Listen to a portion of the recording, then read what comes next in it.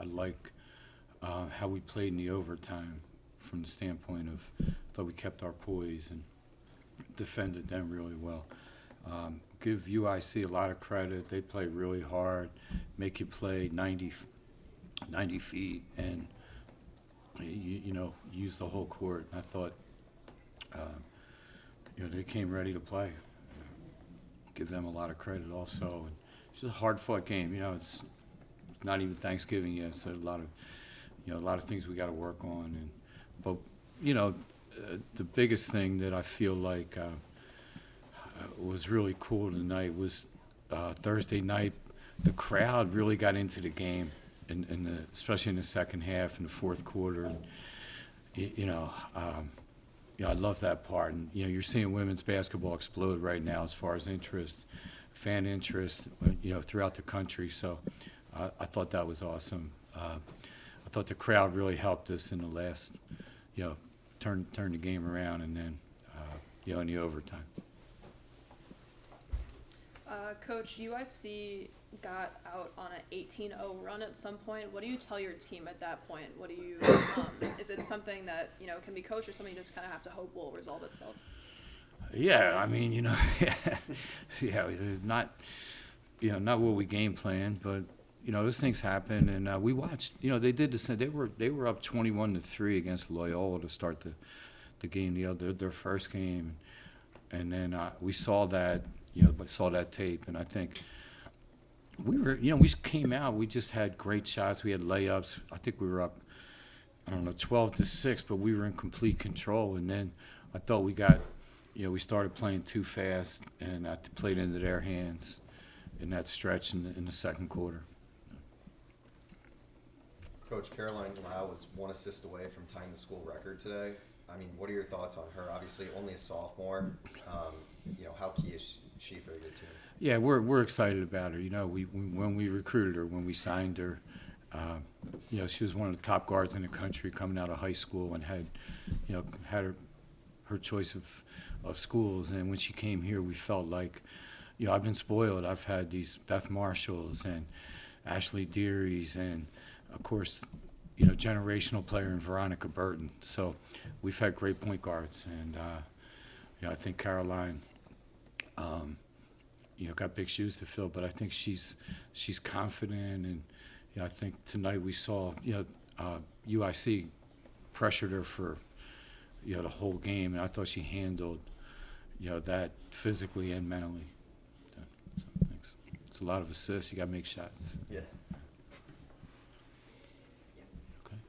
Coach, Melanie Daley had a career-high 27 points tonight. She missed most last season with an injury. What do you feel her impact on this team will be this year? Yeah, getting Mel back, she had a lot of, a lot of challenges.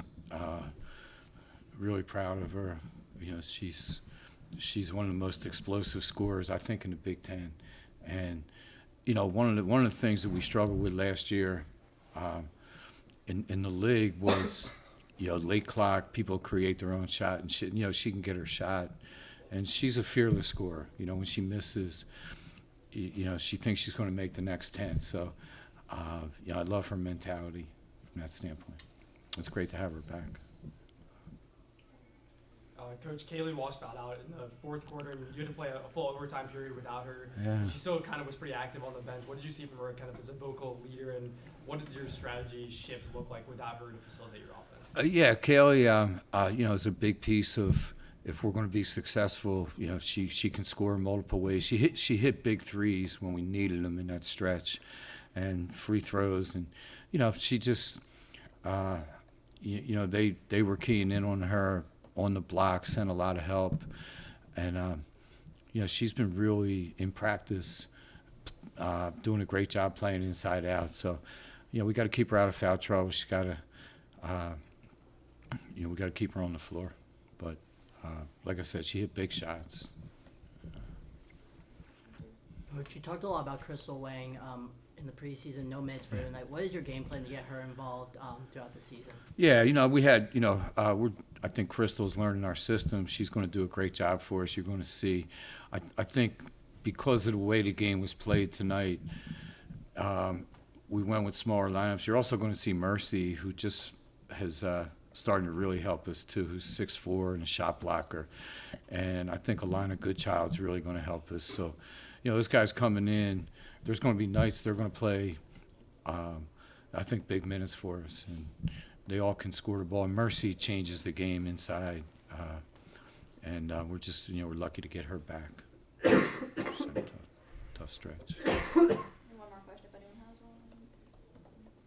Coach, last year when you guys would kind of be down big margins, it didn't seem like you guys had that fire necessarily to come back, but you did so tonight. Would you say that this was a turning point for this team and that you kind of get the sense that this group is different than last year's? I'll tell you the one thing that I appreciate the question, because I've been the head coach. It's my 16th year at Northwestern, and I don't know, 20 at GW. So I think it's like my 37th year as a head coach at Division I, and I think this team, the university and our department sponsored a trip for us to go to Spain in August, and I think that was the best thing that could have happened to us. I think it just gave us opportunities to see each other in different setting, and got to play 3 hard games in 3 great cities. So I think that helped the chemistry, and they never gave up. They just never, tonight when things weren't going well, they listened, and from the standpoint of don't try to get it all back in one play, and I think that's a great sign for us. But we got a lot to work on, because you can't put yourself in that hole. We got to do a better job starting out, but a lot of great things happened tonight. Guys, appreciate it. Thanks. Good. Raise your hand, I'll call on you, and if you have a question for specifically one of them, please address it to either Mel or Paige. I know you had a career high tonight, 25 points. After not playing a game since last December, can you just take us through the process of what it was like to get back to this moment? There's really no words. I mean, we played exhibition, and it was the first time I played in Welsh, and like you said, since December, and it was fun. I mean, it's fun just out there playing basketball with my teammates. It was a great game, fun game. Had you guys on your toes a little bit. Sorry about that, but no, it was fun. I mean, I have nothing else to say really. Paige, you had 20 rebounds. How did it feel, or what was working for you on the glass tonight? It feels great, just having a mentality like go after it, go get it. I knew early that they were good rebounders, and I knew I had to box them out to get to it first. My mom also told me get 20 and 10, so.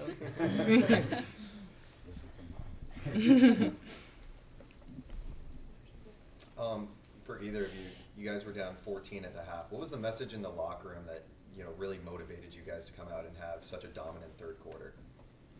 I know Coach McKeown, he told us repeatedly, he was like, you don't have to win in the third quarter. Just try to fight back. That's it, basically. Nobody tried to be a hero. Everybody just play their game. Shots are going to fall. We were playing good defense, or we were playing good defense. Yeah. Yeah, I mean, we told each other we weren't going to go out like that for being down 14. Like, we needed to pick it up in the second half, and that's what we did. This one's for Melanie. 11 points in the third quarter. That's the definition of a takeover. What were you seeing differently from the first half into the third quarter that you were able to exploit their defense? I mean, I know we needed to score, and so I know that I'm out there to help the team with offense as well as defense. So I got the ball and I attacked. That was really it. I knew that we needed to come back up from 14. We needed to get stops on defense, but we needed to score on offense. So I knew I just needed to go out there and go get a bucket. For both of you guys, the team in total had 21 turnovers tonight. What do you have to do to clean up that side of the ball and make sure you guys can keep possession of the ball longer? I think a lot of it is our own fault. A lot of it is unforced. Just making sure that we're calm and poised when we have the ball and not passing too quick or thinking that something is there when it's not. Yeah, I would just say it was a lot of overthinking and just self-mistakes. It wasn't really them. It was more us. Yeah, this one's for Paige. You obviously had a career night on the glass. Did you realize that you had 20 rebounds, or was it kind of a thing like as the game progressed, you were just like in the moment and then you saw it after? Oh, I had no idea until people on the bench told me, Paige, we have 20 rebounds. Oh my gosh, what? one of the keys for tonight for you guys was kind of stopping Deja Trotter in the second half. What type of adjustments do you feel like you made to kind of lock in on her? We were saying all in the first half, like, we're there and we're in front of her, just put a hand in your face. And I think that's what we really talked about more in the locker room. And that's what I think that's what we ended up doing, putting a hand in her face and making her put the ball on the floor. Paige, for you as a senior, now seeing Caroline just make the jump from her freshman to sophomore year, what have you seen from her in terms of leadership on the court and especially controlling those half-court sets? I am so proud of her. I think she controls the ball so well. I think she's grown so much. She's just a natural leader. She knows basketball, and I trust her to make the right plays. For either one of you, seeing that this is the home opener, obviously a very hard-fought win. What are you looking forward to the season? Expectations, anything like that? I mean, look, we have a chip on our shoulder. Last year was rough.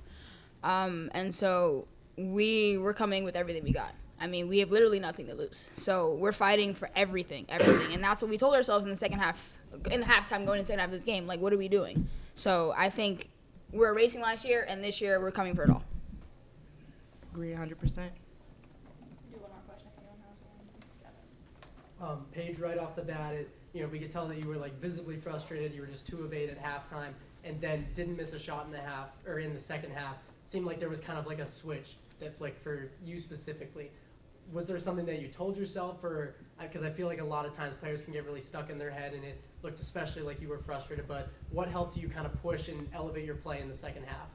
I was definitely frustrated, but I think it's more of me just brushing it off my shoulder and, getting that feedback from my teammates that they trust me with the ball and that they're going to keep giving me the ball, so I might as well just score, take my time and score. All the confidence that I have in myself comes from my family and my teammates. Thank you. Thank you. Thank you.